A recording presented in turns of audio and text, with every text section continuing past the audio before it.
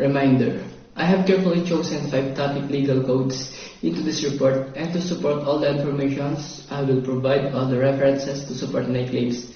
This report is purely for educational purpose only. Labor Code of the Philippines, Presidential Decree Number 422. The Labor Code of the Philippines is a legal code that determines all employment practices and labor relations in the Philippines. This is to protect employees and employers while ensuring that neither is subject to unfair treatment or exploitation. Working hours in the Philippines: no employee in the Philippines must work for over 8 hours a day. He is worthy of a 1-hour lunch break daily without fail. However, a worker is only required to work for a maximum of 8 hours per day from the office. There are no laws that mandate his working hours from home. Working hours include the time during which the employer is required to be at the workplace, all hours that he is asked to work, and the breaks in between avoid burnout. The employee is exempt from completing working hours. Article 82 of the Labor Code states that employees under all establishments and undertakings need to complete a certain set of working hours except government employees, managerial employees, field personnel, family members of the employer who are dependent for support, domestic help, individuals who provide a personal service to others, working giving wages salary based on the Secretary of Labor Regulations. Mealtimes: the Labor Code dictates that all employers must get no less than a 60-minute break to finish their meals. The usual time during shifts is 12 p.m. Next is the night shift. Night shift: in case an employer requires a worker to work during the night, anytime between 10 p.m. and 6 a.m., he must be paid a minimum of 10% over and above his regular wage for each hour. Next, rules for overtime work. Rules for overtime work: since the maximum work hours allowed in the Philippines are 8 hours, in case an employee works for longer, he must be paid extra. This includes additional compensation of 25% of his regular work wage. Rules of undertime work: according to the Article 88 of the Labor Code, undertime work on a business day will not influence overtime work on any given day. This means that if an employee leaves work early, he cannot made to work overtime the next day to make up for those hours. This is because the rate of overtime per hour is higher than the missed hours. The Labor Code also states that in case an employer receives permission to take leave on a specific day, his employer is still required to pay for additional compensations for overtime. Leaves: all employers are subject to a weekly rest day of a full 24 hours after every 6 consecutive working days. The specific rest day can be mutually decided. However, an employee can argue his case if he prefers to be given a rest based on a religious event or holiday. All workers reserve the right of holiday pay. This will include his regular daily wage in case they are called into work on a holiday. All workers reserve the right of holiday pay. This will include his regular daily wage. In case they are called into work on a holiday, they must be paid twice their regular rate. If an employee has worked for a minimum of 1 year for his company, he must be offered yearly service incentive leaves of 5 days with regular pay. In summary, the Labor Code of the Philippines ensures that no worker is abused while giving authority to employees to assign overtime work or work on holidays as long as they pay for the wages stated by the law. For example, this photo shows an abuse of an employer to his employee, mandating him to work overtime that leads to extortion. This action is against the law that no employee in the Philippines must work for over 8 hours a day He is worthy of a 1-hour lunch break daily without fail. However, a worker is only required to work for a maximum of 8 hours per day. From the office, there are no laws that mandate his working hours from home.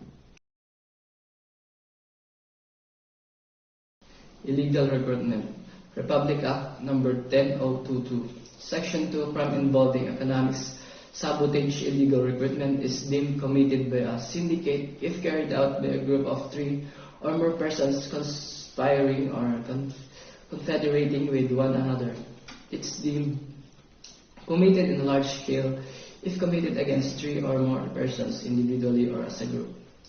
Any person is found guilty of illegal recruitment shall suffer the penalty of imprisonment of not less than 12 years and 1 day, but not more than 20 years, and a fine of not less than 1 million pesos, nor more than 2 million pesos. So illegal recruitment shall mean any act of canvassing, enlisting, contracting, transporting, utilizing, hiring, or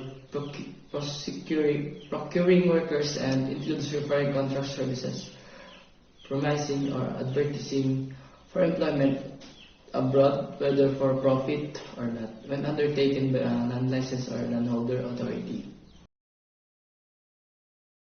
So here is an example of W1s on illegal recruiters in you. Way back in 2019, the POEA has reminded Ws to beware of illegal recruiters preying on household services workers in Hong Kong, Singapore, and Cyprus. The workers reportedly have been dubbed into transferring to such countries as the United Arab Emirates, Turkey, and Russia, on the promise of better pay. The promise may often does not materialize, and the jobs would sometimes turn out non-existent. Food Safety Act 2013, Republic Act Number 10611, an act to strengthen the food safety regulatory system in the country to protect consumer health and facilitate market access of local foods and food products, and for other purposes. Section 2, Declaration of Policy. Section 15, Article 2 of the 1987 Philippines Constitution declares that the state shall protect and promote the right to health of the people and instill health consciousness among them. Furthermore, Section 9, Article 16 provides that the state shall protect consumers from trade malpractices and from substandard or hazardous products. Toward this ends, the state shall maintain a farm-to-fork food safety regulatory system that ensures a high level of food safety, promotes fair trade, and advances the global competitiveness of the Philippines foods and food products. Section 3, Objectives to strengthen the food safety regulatory system in the country. The state shall adopt the following specific objectives. A. Protect the public from foodborne and waterborne illness and unsanitary, unwholesome, misbranded, or adulterated foods. B. Enhance the industry and consumer confidence in the food regulatory system. And C. Achieve economic growth and development by promoting fair trade practices and choose regulatory foundation for domestic and international trade. Towards attainment of these objectives, the following measures shall be implemented. Number 1, delineate and link the mandates and responsibilities of the government agencies involved. 2, provide a mechanism for food coordination and accountability in the implementation of regulatory functions. Number 3, establish policies and programs for addressing food safety hazards and developing appropriate standards and control measures. Number 4, strengthen the scientific basis of the regulatory system. And 5, upgrade the capability of farmers, fisher folk, industries, consumers, and government personnel in ensuring food safety. For example, the manufacturer of Lucky Me instant noodles is compliant with the country's food safety regulations and good manufacturing practices. The Department of Health, or DOH, said separate bulletins issued by health authorities in Malta Ireland, and France flagged several batches of Lucky Me instant noodles and Lucky Me pancit canton for having trace amounts of ethylene oxide, a chemical used in destroying the salmonella viruses in agricultural products. But according to the Health Undersecretary Maria Rosario Virgili, the Food and Drug Administration, or FDA, has met with the regulatory authorities that evaluated the report made by these countries. Theft. Article 308. Who are liable for theft? Theft is committed by any person who with intent to gain but without violence against or intimidation of persons nor force upon things shall take personal property of another without the latter's consent. Article 310. Qualified theft. The crime of theft shall be punished by the penalties next higher by 2 degrees than those respectively specified in the next preceding article if committed by a domestic servant or with grave abuse of confidence. Article 311. Theft of the property of the National Library and National Museum. If the property is stolen by a property of the National Library of the National Museum, the penalty shall be arresto mayor or fine ranging from 200 to 500 pesos or both, unless a higher penalty should be provided under other provisions of this code, in which case the offender shall be punished by such higher penalty. Stolen artifacts proof of flourishing trade. Rare artifacts recently stolen from their temporary repository in Pasay City are clear pieces of evidence that there was flourishing trade between the Philippines and its Asian neighbors before the coming of the Spaniards. They are very significant because they represent a period in time before the coming of the Spaniards where the trade was really flourished between mainland Southeast Asia and surrounding islands, said Dr. Silvio Dizol of the National Museum, which owns the artifacts. The lost items are part of the hoard recovered from an ancient shipwreck of Santa Cruz town in Zambales. Several pieces are already safely stored at the National Museum. Fraud.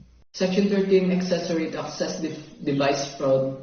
Any person who with intent to gain for himself or for another by receives, possesses, keeps, acquires, conceals, sells, or disposes of, shall buy and sell, or in any manner deal in any article, item, object, or anything of value which he knows or should be known to him to have been acquired through the use of counterfeit access device or unauthorized access device or any access device known to him to have been fraudulently applied for, shall be considered as an accessory to an access device fraud and shall be punished with 1/2 of the fine and imprisonment provided for the applicable consumed offense listed in Section 9 of this Act. Said person shall be prosecuted under this Act or under Anti-Fencing Law of 1979 Presidential Decree number 1612, whichever poses the longer prison term as penalty for the consummated offense. For example, Fraud. online selling scam. 18-year-old suspect got caught for an online scandal worth 8 million pesos. The modus was to post and sell online products like dress, bags, and so on. Online consumers got bait into the scam and invest money, but the problem is they haven't received even any single strand of the string. The best example of fraudulent act.